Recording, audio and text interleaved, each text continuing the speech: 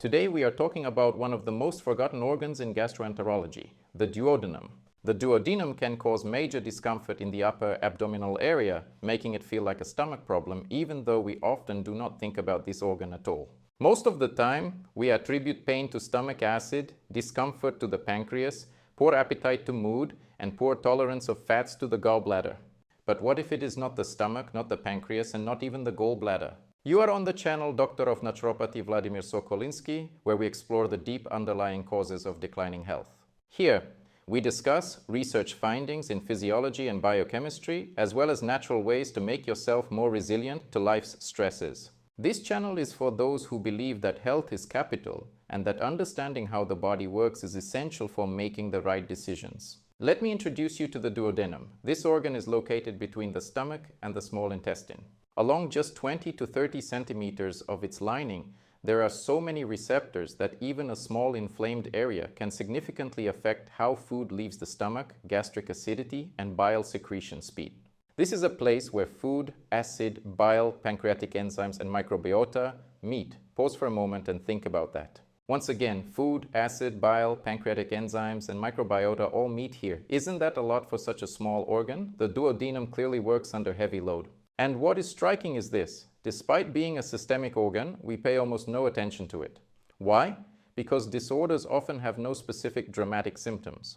We are used to thinking of acidity as the main cause of upper abdominal discomfort. But it turns out that acidity depends not only on food or the stomach condition. Imagine this: a major role in regulating gastric acidity is played by the so-called duodenal brake, the hormonal influence of the duodenum on the stomach.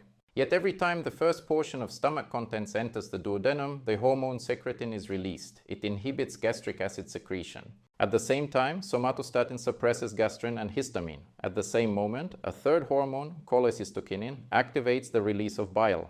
Altogether, this process can be compared to an escalator that only starts moving downward when sensors detect a person nearby.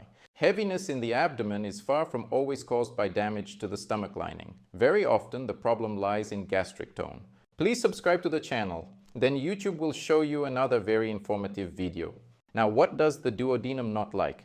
The first clue lies in how hormones regulate food movement. Slowing passage affects absorption. So the first rule is simple: do not overeat. Even if you practice intermittent fasting, your meals during the eating window should be more or less evenly sized. The second clue is that we must not interfere with the ability to restore its lining. What affects 100% of people is the quality of blood supply to the duodenal wall. This works through the tone of blood vessels. Problems are inevitable with excessive chronic emotional stress. Regulating cortisol helps protect the duodenal wall. In my practice, I use specialized magnesium formulas. Remember, regenerative processes are impaired by medications like NSAIDs and by smoking. The third clue for protection concerns microbes. The duodenum is not sterile. We must manage the microbiota. Increased gas and irregular bowel movements are signs of imbalance and likely reflux of pathogenic flora upward. This causes microinflammation. Let us summarize. Consult a specialist about 3 aspects: diet to avoid sharp bile release, normalizing microbiota, and preventing spasms from nervous strain. If you would like to know my opinion, you can always get an online consultation. We must understand how the body works to make informed decisions. Be healthy. Take care of yourself. If you would like to see more explanations like this, please subscribe.